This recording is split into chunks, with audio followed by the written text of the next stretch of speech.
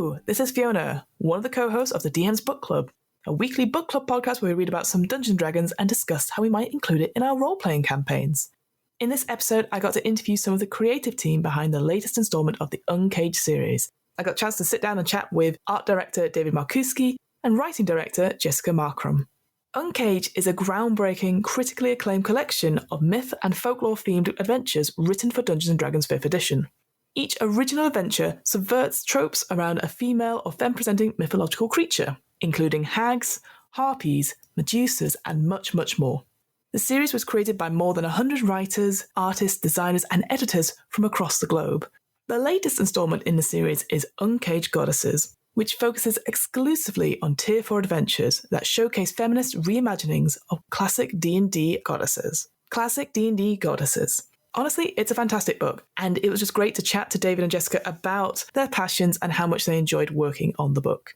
100% would recommend getting Uncaged Goddesses, as it would make a fabulous addition to your D&D collection. You can find links to Uncaged Goddesses and to David and Jessica's other work in the episode description. Thanks again, and I hope you enjoy. See you on the flip side. Thank you so much, guys, for coming. Can you just tell us a little bit about yourselves? Who are you, and what do you do? David, you go first. Hi, I'm David Markiwsky. I am one of the producers on Uncaged Goddesses, also an artist and one of the art directors on the book. I'm Jessica Marcrum. I'm the writing director for Uncaged Goddesses and also a writer, game designer, and sensitivity reader. So how did you both get into role-playing games? Are you regular players and GMs yourselves? Yeah, I think I started playing role-playing games maybe 4 or 5 years ago, and pretty much started writing my own stuff about 2 months after starting to play. So it wasn't good enough for you. You're like, no, this should be my stuff. Is that right? Exactly. Like, oh, here's a creative medium that I can throw myself into. Yeah, I have no sense of time. So I think I started 7 years ago, but it might have been more or less. And yeah, I almost immediately started GMing after that. And writing is very similar to GMing in a way that people besides you can understand. I get that. Is it mostly D&D for both of you, or is it a whole range of different systems or genres? I think probably for both of us, it's a pretty big range of different systems and genre. Definitely started off with D&D, and probably for the first maybe year or 2 years, that's pretty much the majority of what I played. But over the past couple of years, I've definitely been expanding into other systems and creating my own games. And yeah. Yeah, David made a great game called Utopia that's available on Drive-Thru RPG. Everyone should get it. But D&D wasn't the first game that I played. I wanted to play it because it was, name recognition. And my DM at the time was like, no, because it's the one everybody knows. So we're not going to play it for a while. So yeah, I didn't play it for a while. And then the first game I ever ran was Mouse Guard. So yes. I came to D&D later. But it was the first game that I wrote for publication as part of Uncaged. So I've always kind of written for a little bit of everything because I've had my hands in whatever. Whoever will have me, that's who I'll write for. I think that's completely fair. Yeah, I'm a big fan of running other systems and trying other systems as well as obviously the big ones, so to speak. So let's go straight to it then. So for those who don't know, what is Uncaged Goddesses and how does it sort of stand out from other D&D modules or D&D related books? So it's an anthology of Tier 4 adventures, exclusively Tier 4 adventures, each one of them centering around one of the goddesses in one of the D&D pantheons. So most of them end up being from the Forgotten Realms, but also there's 3 other adventures, one each from Ravenloft, Eberron, and Theros. And each adventure is written by a different author and features different artists in it. Yeah, and the original Uncaged started as flipping femme-coded monsters, reclaiming them, and flipping the tropes around them. So this is kind of an extension of that, but on a higher level. And for anyone who doesn't know the tiers, Tier 4 just means levels 17 through 20. Each of the goddesses that's featured in Uncaged Goddesses is an evil or neutral goddess. So the kind of tagline that we went for with the book was every villain has her reasons, because rather than flipping tropes like we did in the original or the first 4 Uncaged volumes, we sort of concentrated on explaining each of the evil and neutral goddesses and why they do what they do. So we're not saying like, oh, this goddess is actually a good goddess, but everyone just looks at them evil. We kind of kept that evil persona and said, well, they actually have reasons why they're doing it. They're not just evil for the sake of being evil. And I think that's really an interesting sort of way to look at it as well, because a lot of the times when we're putting into our games, like here is the villain, and obviously as players, you only see the villainous things, but to actually make them have reasons and a backstory and like a drive makes them almost sort of, even though they are all in all 21 of these adventures, they are deities, right? So it's very hard to relate to a deity, but they have almost like human flaws. And so it makes it more relatable during the game. So I thought that was really interesting. And yeah, that tagline that every villain has their reasons is just a great tagline, guys. Like you guys know that, but I thought that was really cool. So why did you pick tier 4 though as a focus? Obviously you could have games with deities and be a much lower levels, but why tier 4 particularly? I think we wanted the players to be at the level to where first the goddesses were interested in them, so the gods could call on them personally. And also we wanted it to be feasible in some cases for them to fight the goddesses, because at tier 4, you're very close to being God level yourself. And everybody gets all funky about like the Tarrasque or the Kraken. I've had players who are like tier 3 tackle those creatures, and I am known for being a kind of nice DM, but you know, it can be done, but a god is on a completely different level. And even though in a lot of these adventures, players end up not wanting to fight the goddesses, we wanted the potential to be there to where they feasibly could if they wanted to, and maybe survive depending on the goddess. Yeah, of course. So do you two have a particular favorite adventure? I know it's going to be very hard to pick, I appreciate, because they're all brilliant, but do you have a particular favorite goddess perhaps that has been brought to life in Uncaged at all? So my favorite adventures throughout the book tend to always be the ones that really do something weird and unexpected, or approach something in a really weird, different way. So like Leviathan. How each author kind of approached dealing with the goddess themselves is probably like the most interesting part of the book to me, is that I don't think any author approached that interaction of character and goddess in the same way. So like a couple of the highlights for me were the Leviathan adventure that Jess mentioned, where it kind of rethinks the way that Leviathan interacts with pain, because in normal canon lore, she's the maiden of pain, and she kind of gets this like femme dominatrix sort of look in all of her official art. But the author kind of took a step back and said, well, the flip side of pain is love. And let's talk about how love and pain interact within people. And it kind of gets right to the root of that and does some really crazy, interesting things with role playing.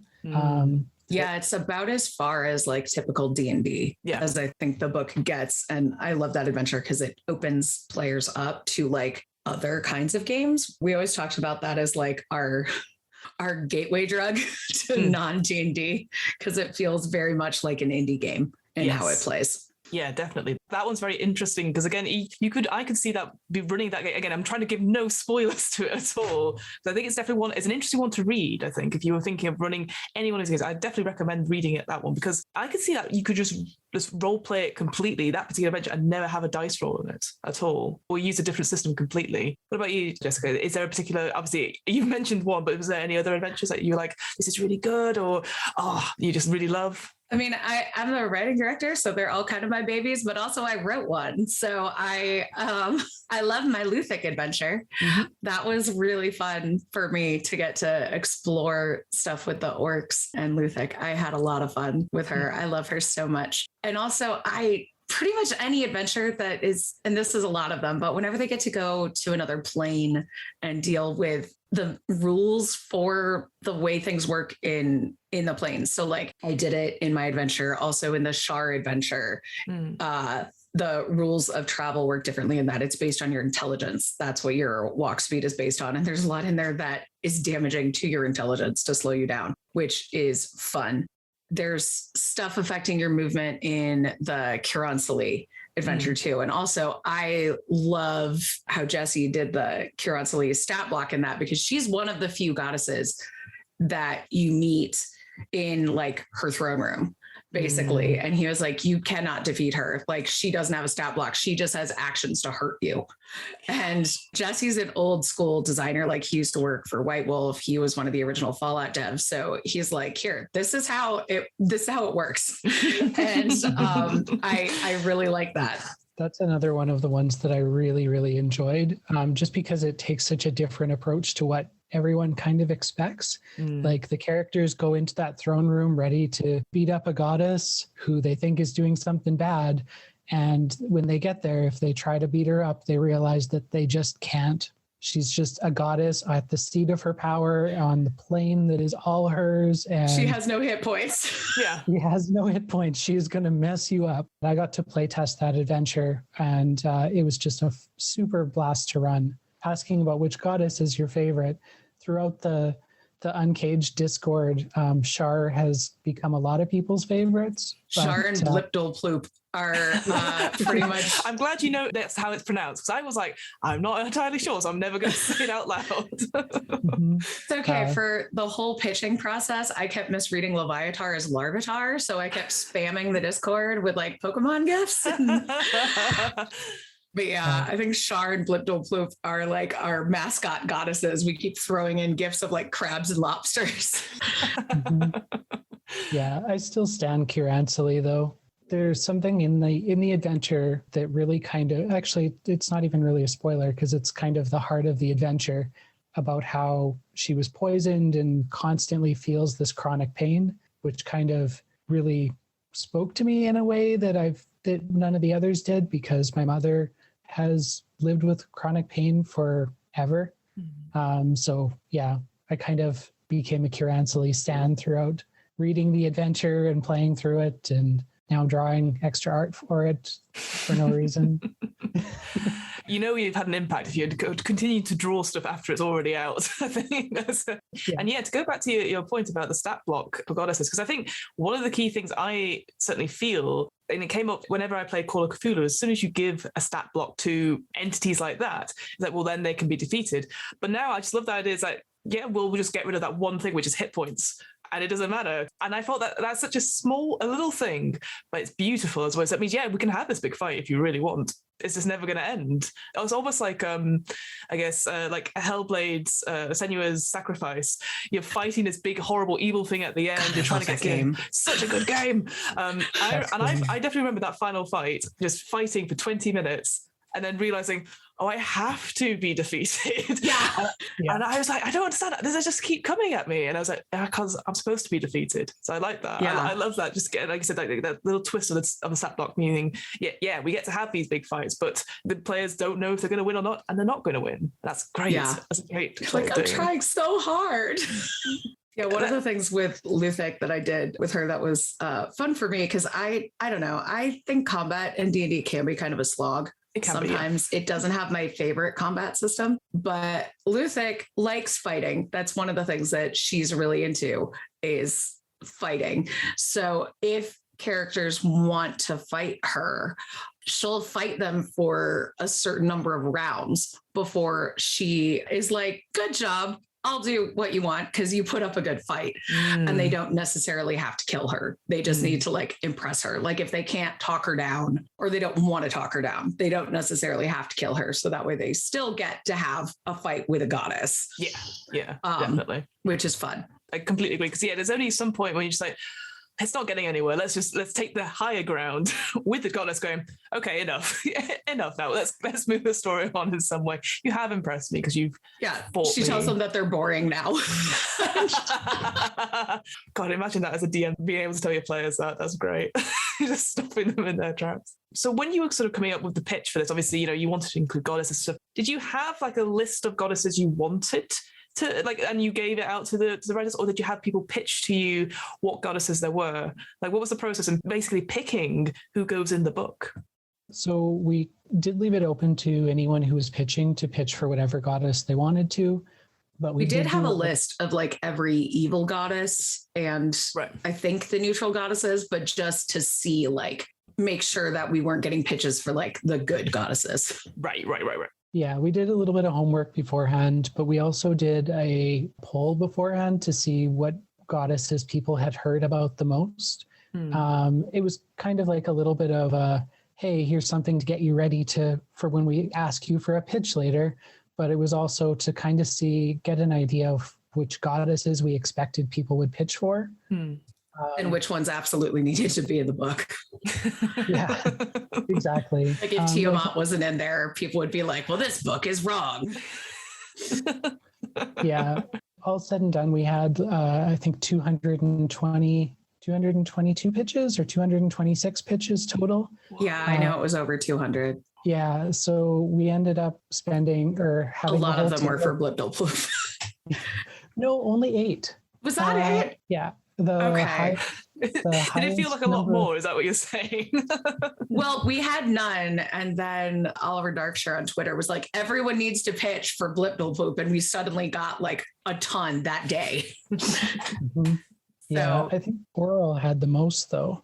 If I remember. That's probably because Frost Maiden was pretty fresh in everybody's mind. Yeah, and I think Umberly as well was like second most, but first Umberly and Tiamat had like next to none, I think, and we were like, don't, because everybody kept pitching for like obscure weird goddesses, and we were like, you really don't have to do that, please. Like, I remember we put out an announcement that was like, you don't need to go as deep as you think you do. We have one Tiamat pitch, and then people like opened up a little bit. Right.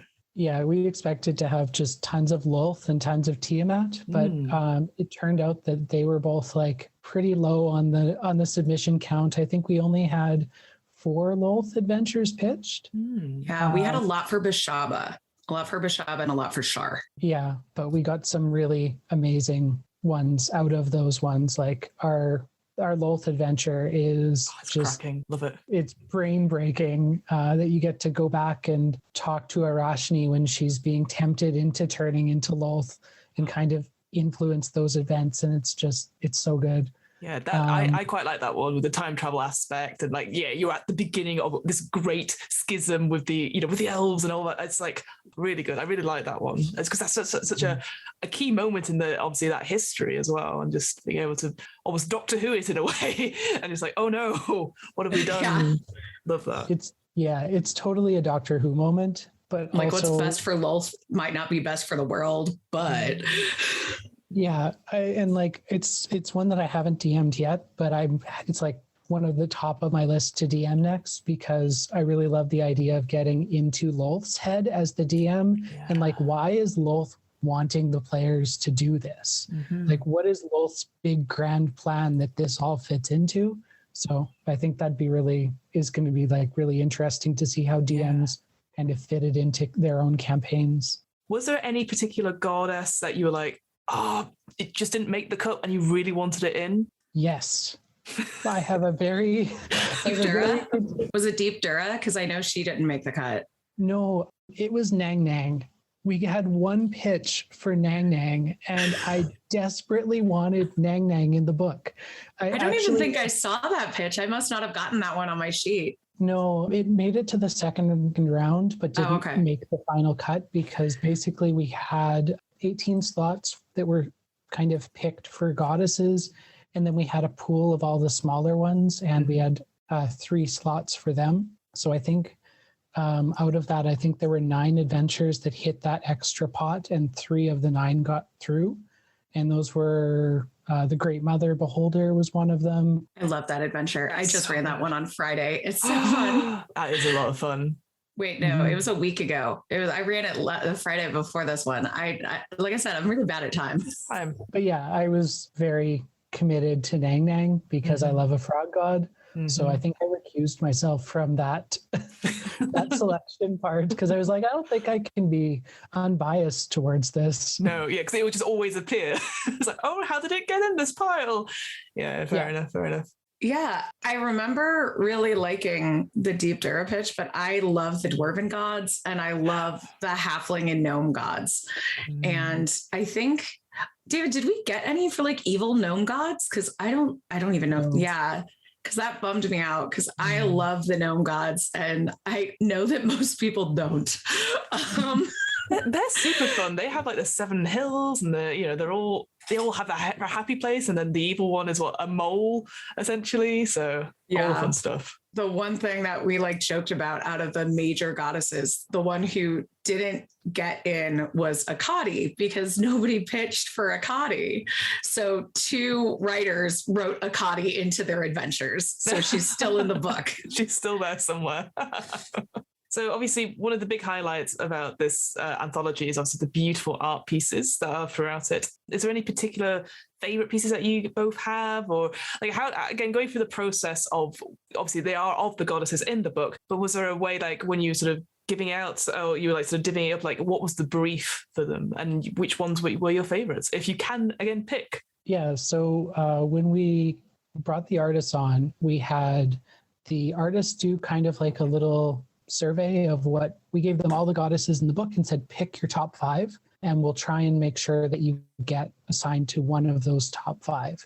And we were actually able to match everyone with one of their top 5. Nice. It took a bunch of like juggling to do it, but we ended up doing it. And what we did for briefs was we got the writers to kind of fill out like a questionnaire sheet on their adventure that said like, give us one iconic moment from the adventure, give us one time your goddess showed up, give us an item, an NPC, and one other thing, whatever you want. And then we gave those to the artists and said, here's some stuff, use this as inspiration, but we didn't kind of say like, oh, you have to do this specific thing, because we wanted the artists to have as much room to kind of do something that fit their style and fit what they were comfortable with, and as we could. And we even told them that, like, if you have a really good idea and it's not on the sheet, just talk to us about it. And so that they had as much freedom as they could. Gwen and I we played the art director role for the book. So every piece of art that came through, we saw the initial sketches, gave feedback.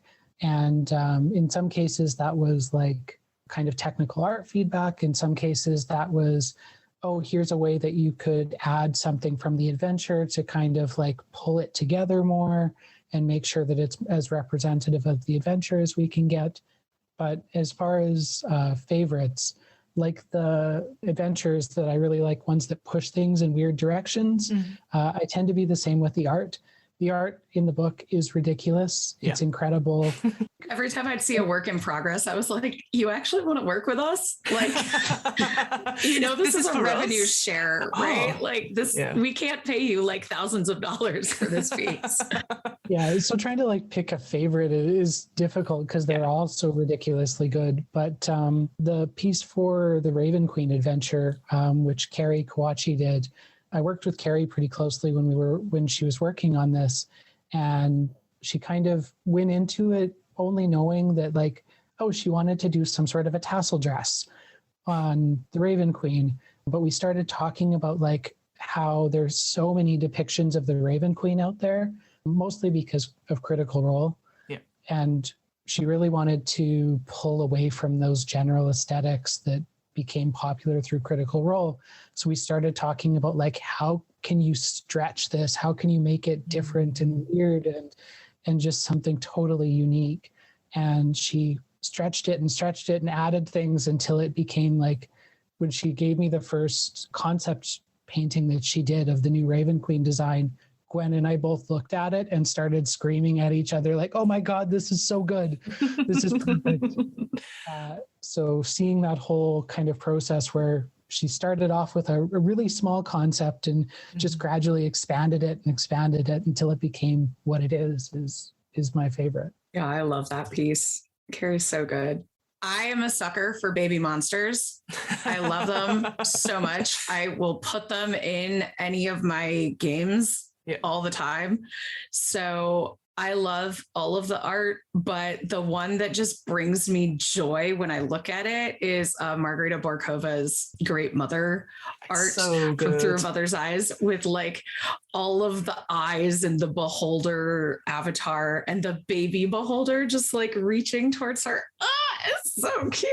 It is so cute. And again, all these pieces of art, I can see them as posters, I see them as background. Like as you said, they are so high quality and so beautiful. It's stunning. Like when I eventually have a house and I have a coffee table, that book is going on the coffee table so that people can look through it.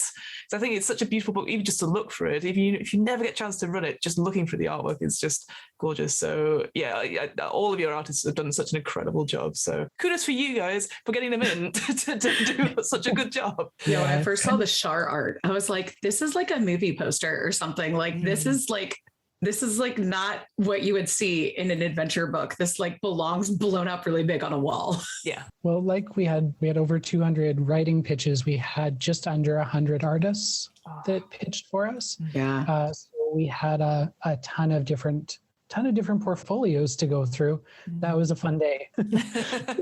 Sitting there going through the writing pitches, we had a whole panel of readers, and it was like several processes of the panel then going down to the admin team. For the artist, it was just David and Gwen. Yeah.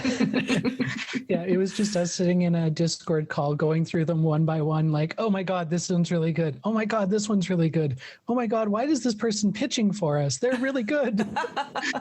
But yeah, we ended up with, I think, 32 artists all said and done, which is more than any other RPG book I've worked on. Usually it ended up being about 2 writers per 1 artist for most books that I've worked on. And this one we had 1.5 artists per writer.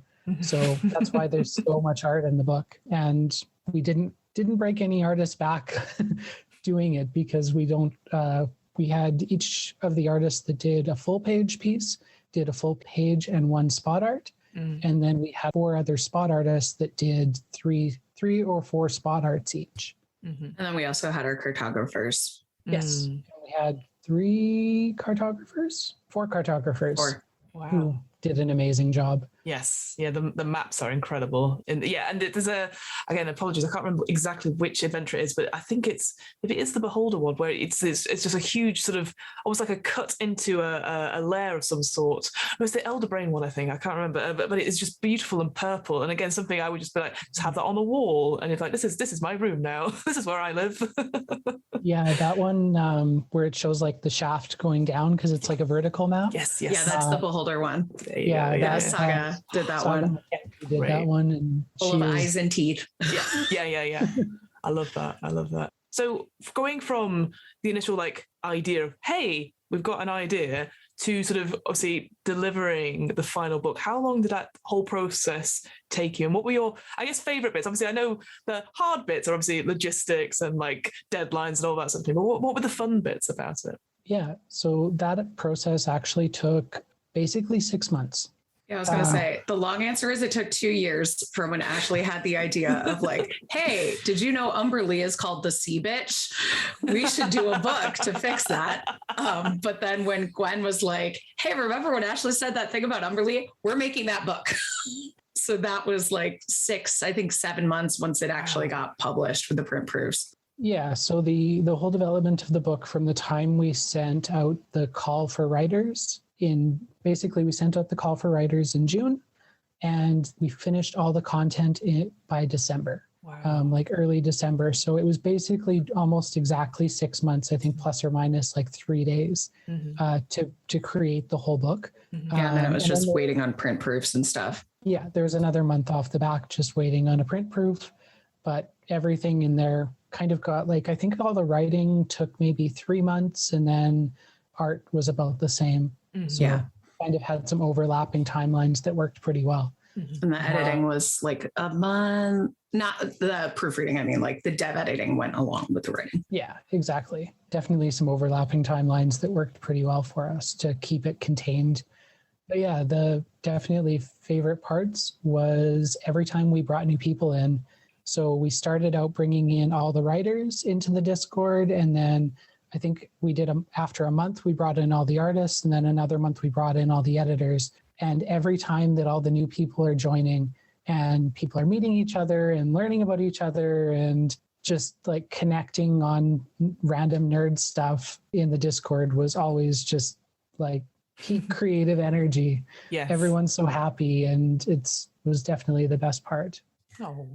And I really like, we have designated channels in the Discord where like the artists can ask for help or share their finished pieces, and the writers can ask for help, and the editors can ask each other questions. But I really love seeing like the care and kindness and thoughtfulness that everybody provides feedback. Mm-hmm. So whatever channel it's in, when somebody is like, hey, I'm having trouble with this, can somebody take a look at it and help me? There's always thoughtful and kind critique in there.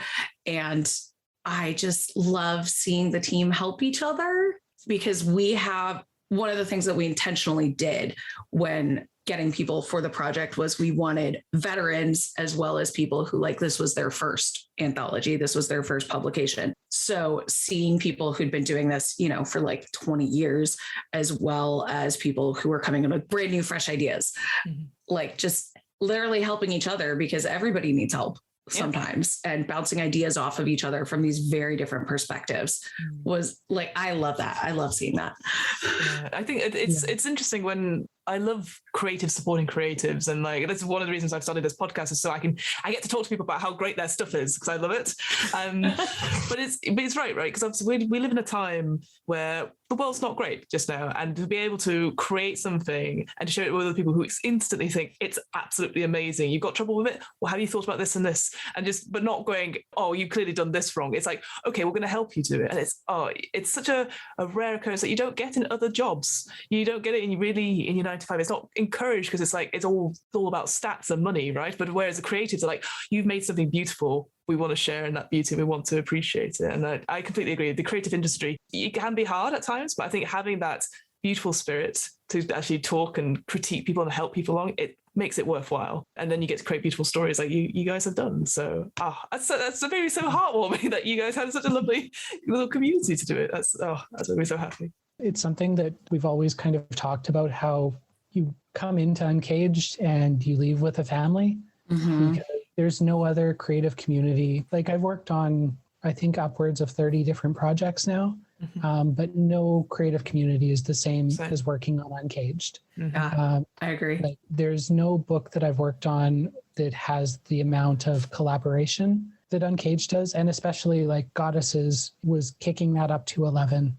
Like it isn't uncommon for one of these adventures to have had 10 or 12 people's hands in it.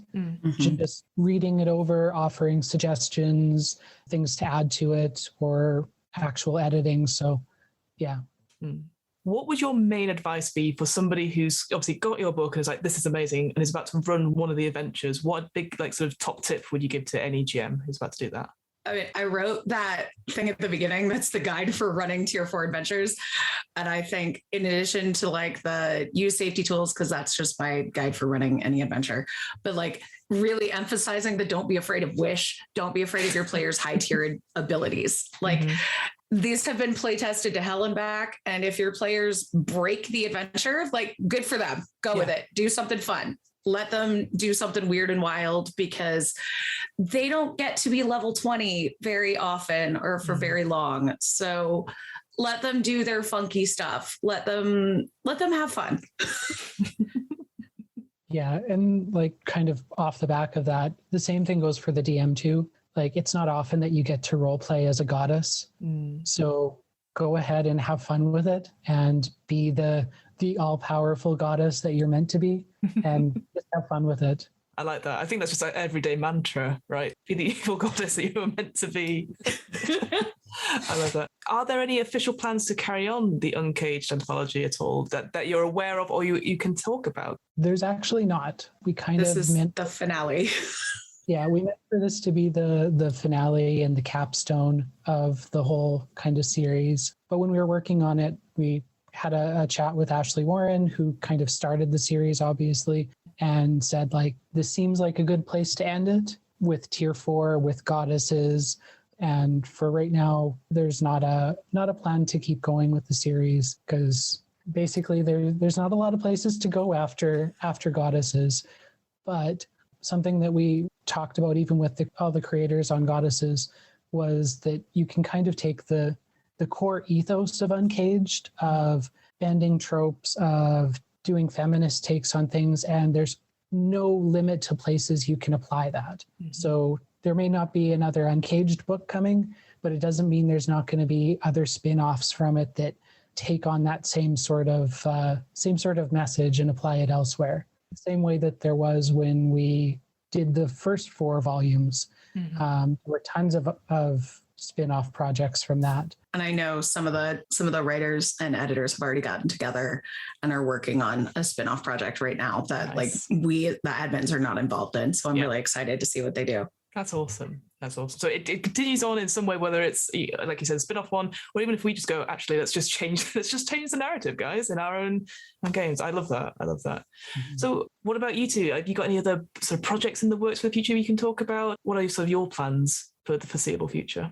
So we do have something in the works, but it's pretty early. So we're kind of keeping it pretty close to the vest right now, but we definitely do have something coming in the future. In addition to that, I am working on, I actually have to finish it today because my deadline's tomorrow.